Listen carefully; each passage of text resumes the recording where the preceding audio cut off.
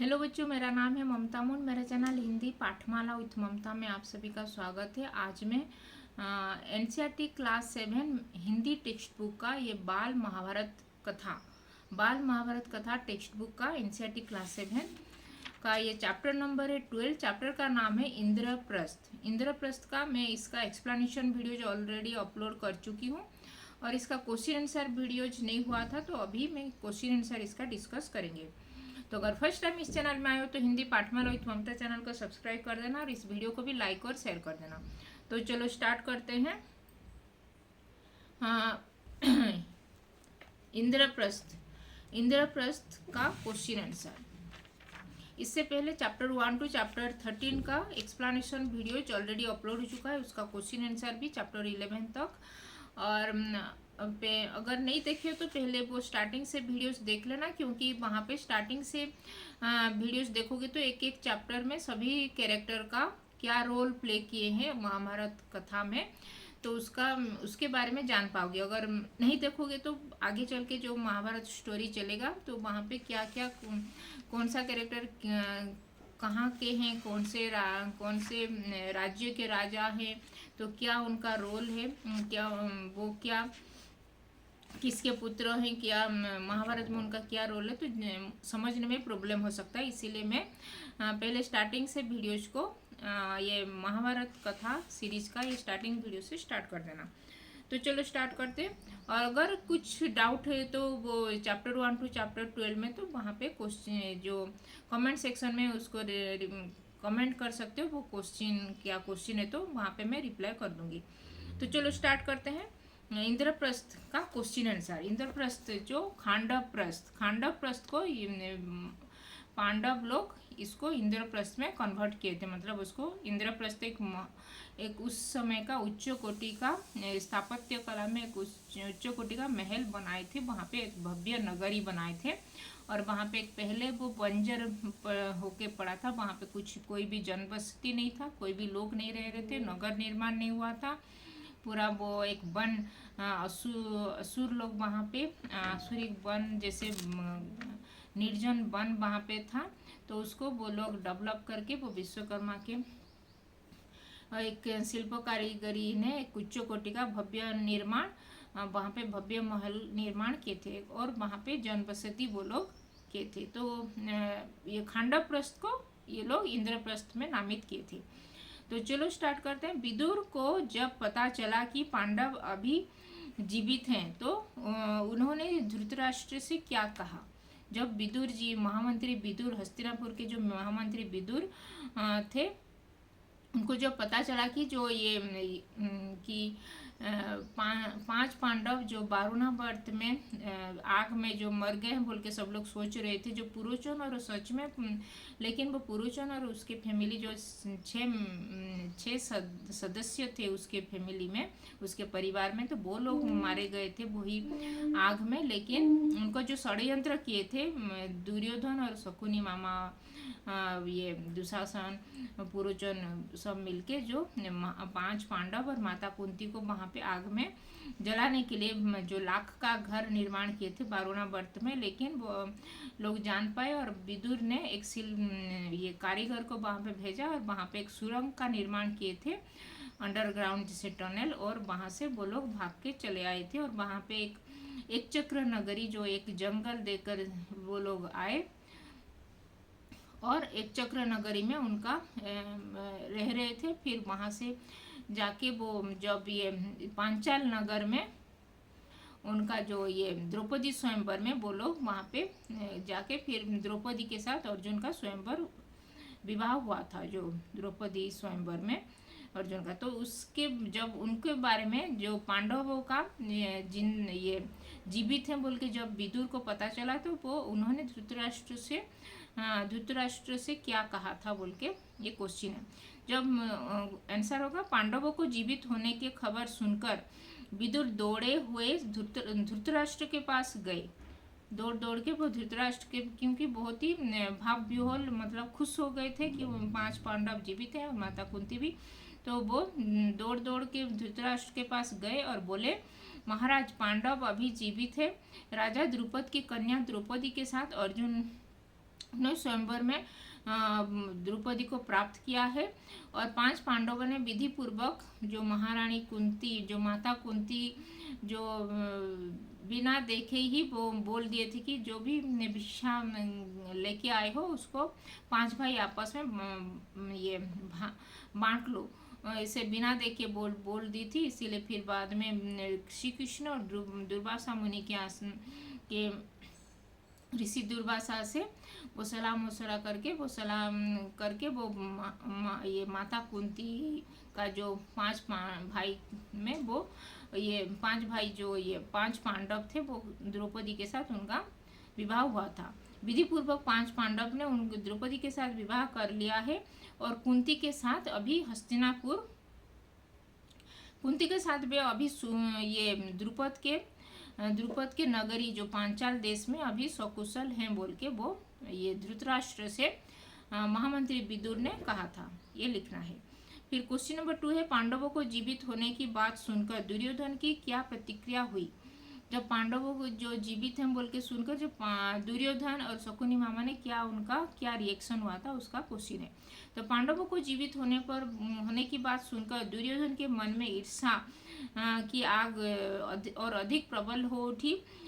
दबी हुई आग फिर से जाग उठी क्योंकि वो 1-2 साल से वो लोग बाहर ये नहीं आए थे हस्तिनापुर। वो लोग एक चक्र नगरी में जो माता कुंती के निर्देश अनुसार वो लोग हस्तिनापुर को लौट के नहीं आए थे और एक चक्र नगरी में ऐसे ब्राह्मण के भांति वो लोग भिक्षा मांगकर अपने जीविका निर्वाह कर रहे थे। तो उसी जाग उठी और फिर वह अपने पिता धृतराष्ट्र के पास गया और एकांत से कहा, पिताजी हमें कुछ ऐसा उपाय करना चाहिए कि पांडव वहीं आए ही नहीं बोल के ऐसे वो बोला था अपने पिता धृतराष्ट्र से। फिर क्वेश्चन नंबर 3 है, दुर्योधन ने एकांत में धृतराष्ट्र से क्या कहा। दुर्योधन ने एकांत में धृतराष्ट्र से कहा कि पिताजी हमें कुछ ऐसा उपाय करना चाहिए कि जिससे हमें सदा के लिए निश्चिंत हो जाए, ये बोला था। कर्ण ने दुर्योधन को क्या सलाह दिया था। कर्ण अंगराज के जो राजा थे कर्ण, उनको मिला था। दुर्योधन ने अंग देश का राजा बनाया था कर्ण को। तो कर्ण ने दुर्योधन को यह सलाह दी कि पांडवों के साथ छल प्रपंच से अब काम कर नहीं बनेगा।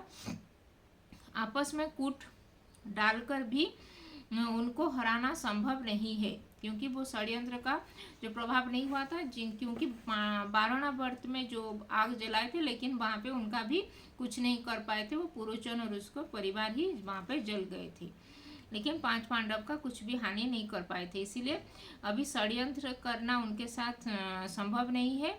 अब एक ही उपाय है कि पांडवों की ताकत बढ़ने से पहले उन पर हमला कर दिया जाए बोल के वो कहा था अंगराज कर्ण ने ये अपने मित्र दुर्योधन से। पितामह भीष्म और आचार्य द्रोण ने दुर्योधन से क्या कहा। पितामह भीष्म और आचार्य द्रोण ने दुर्योधन से कहा कि वीर पांडवों के साथ संधि करके उन्हें आधा साम्राज्य दे देना ही उचित है, ये कहा था। फिर महाराज धृतराष्ट्र को विदुर ने क्या सलाह दी थी। महाराज धृतराष्ट्र को विदुर ने सलाह दी कि हमारे कुल के नायक भीष्म और तथा आचार्य द्रोण ने जो बताया है कि आधा साम्राज्य पांडवों को दे देना ही उचित है बोल के यही बात ही यही श्रेयस्कर है और कर्ण की सलाह किसी काम का नहीं, क्योंकि कर्ण बोल रहा था कुछ भी मत दे के युद्ध करो बोल के वो बोल रहा था, इसीलिए वो कर्ण के बाद सलाह नहीं है। अगर युद्ध होगा तो हस्तिनापुर का ही विनाश होगा, इसीलिए आधा साम्राज्य दोनों में बांट दिया जाए, आधा पांडवों को और आधा कौरवों को, तो उसी में ही सबका भलाई होगा बोल के वो लोग आचार्य द्रोण, पितामह भीष्म और विदुर ने ये सलाह महाराज धृतराष्ट्र को दिए थे। फिर आचार्य द्रोण ने क्रोध में आकर कर्ण से क्या कहा। आचार्य द्रोण ने क्रोधित होकर कर्ण से बोले कि हे दुष्ट कर्ण, तुम राजा को गलत सलाह क्यों दे रहे हो।